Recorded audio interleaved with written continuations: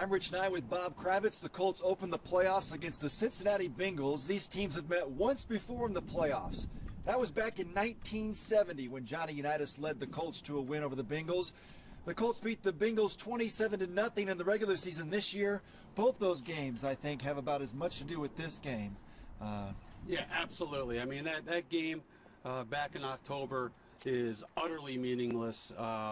You know, the Bengals are a little bit different team. I mean, they've got Jeremy Hill now, who has run for over 100 yards more times in a half a season than Colts running backs have in the last 5 years.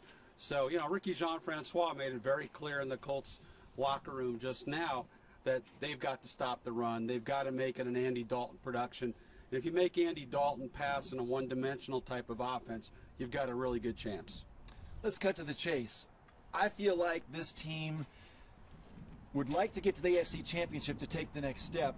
I don't see that happening, but I don't see this team losing to the Bengals at home either. I do not either. I think they'll take care of the Bengals in a close, tight game. I think Jeremy Hill's going to get his yards. I mean, they've given up over 125 yards each of their last 4 games on the ground.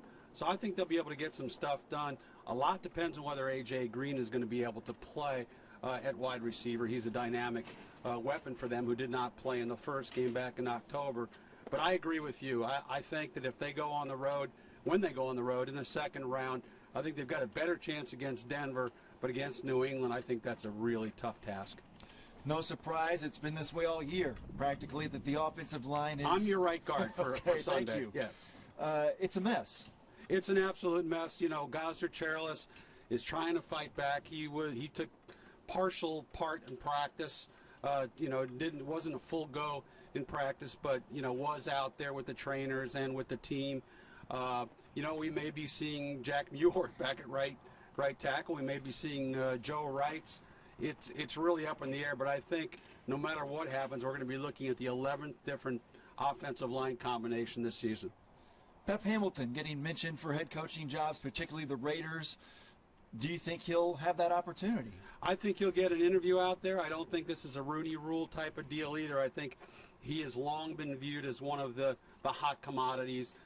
He handles himself well in front of the camera, in front of the media. I think he's a really solid candidate. He's done a great job at Stanford. He's done a great job here. So, again, how do you look at this game on Sunday in terms of how it shakes out? Well, as usual, turnovers will have a lot to say about it. I don't think the Bengals can get any kind of pass rush, even with the offensive line kind of being in shambles. They finished last in the league in sacks with just 20. So I think it's going to come down to turnovers, and I think it's going to come down to whether they can keep Jeremy Hill under some control, keep him under 125, 150 yards. Colts and Bengals Sunday at 1. That's Bob Kravitz. You can read his columns at WTHR.com. Tickets still available as we speak.